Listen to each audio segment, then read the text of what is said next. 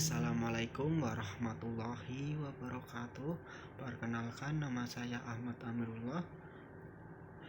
Pada kesempatan kali ini saya akan membahas dan mepresentasikan tentang sholat rawatib dan sholat 2 hari raya.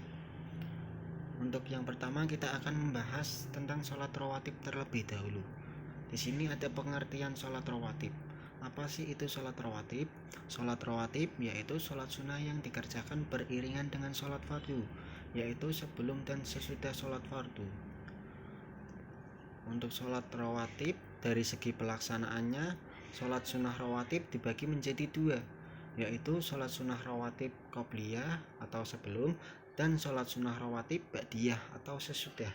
Untuk pelaksanaan sholat rawatib qobliyah dikerjakan sebelum kamu ingin mengerjakan sholat fardu, sedangkan sholat sunnah rawatib ba'diyah itu dikerjakan setelah kamu mengerjakan sholat fardu. Intinya untuk qobliyah sebelum sholat fardu tersebut, dan ba'diyah itu dikerjakan setelah kamu melakukan sholat fardu tersebut. Lanjut, untuk sholat sunnah rawatib itu sendiri dibagi menjadi 2, yaitu sholat sunnah mu'akkad dan sholat sunnah ghairu mu'akkad. Apa sih perbedaannya untuk dari kedua sholat sunnah tersebut? Untuk sholat sunnah mu'akkad yaitu sangat dianjurkan untuk dikerjakan, dan sedangkan sholat sunnah ghairu mu'akkad tidak dikuatkan pelaksanaannya karena kadang-kadang dilaksanakan oleh Rasulullah Shallallahu Alaihi Wasallam. Dilanjut, untuk di sini ada tabel sholat sunnah rawatib qobliyah dan sholat sunnah rawatib ba'diyah. Teman-teman bisa mencermati untuk sholat sunnah qobliyah dan ba'diyah tersebut. Di dalamnya ada sholat sunnah mu'akkad dan sholat sunnah ghairu mu'akkad. Untuk yang masuk kategori sholat sunnah mu'akkad yaitu qobliyah subuh, qobliyah duhur, ba'diyah duhur, ba'diyah maghrib, dan ba'diyah isya. Untuk kategori yang masuk sholat sunnah ghairu mu'akkad yaitu qobliyah asar, qobliyah maghrib, qobliyah isya, ya 3.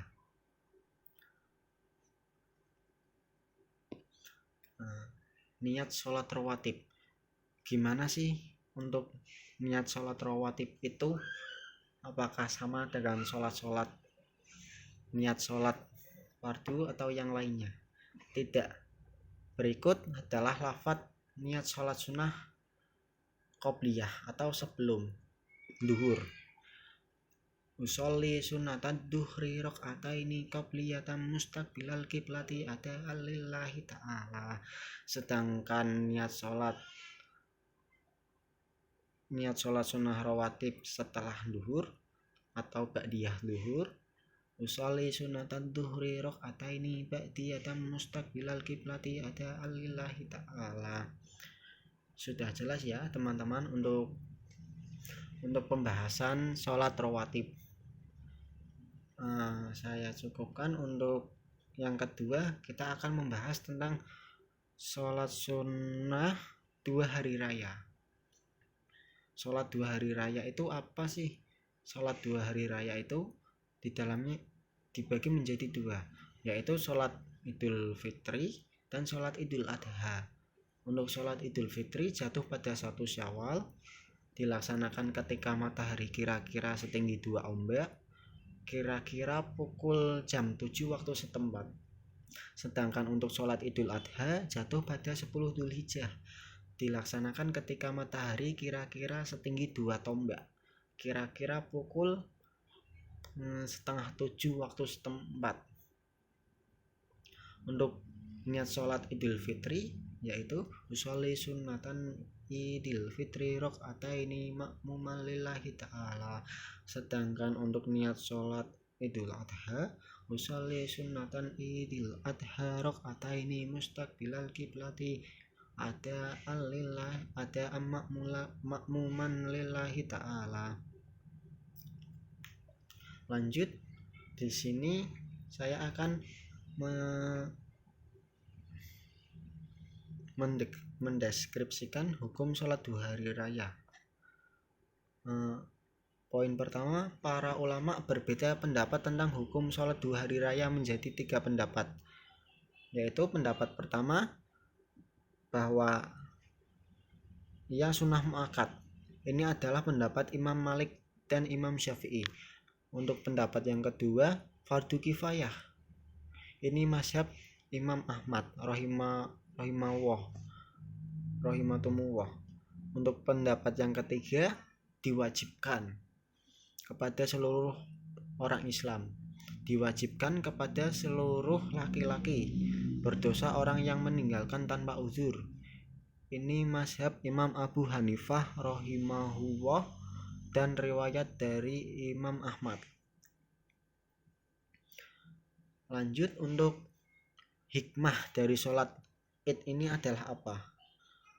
Hikmah dari sholat Id ini adalah untuk memperlihatkan kekuatan umat Islam kepada musuh-musuhnya dan kepada pemerintahan dan penguasa yang zalim.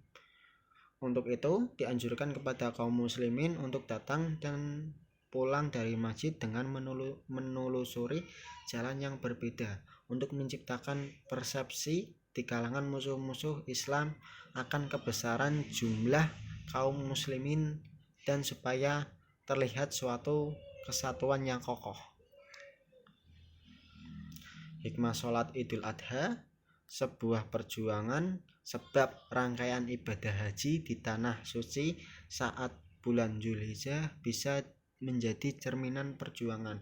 Maka dilaksanakanlah semua yang dilakukan dengan hati ikhlas dan penuh perjuangan.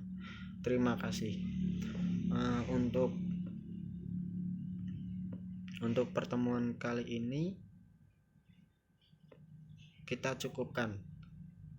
Wahul muwafiq ila aqwamit thoriq. Assalamualaikum warahmatullahi wabarakatuh.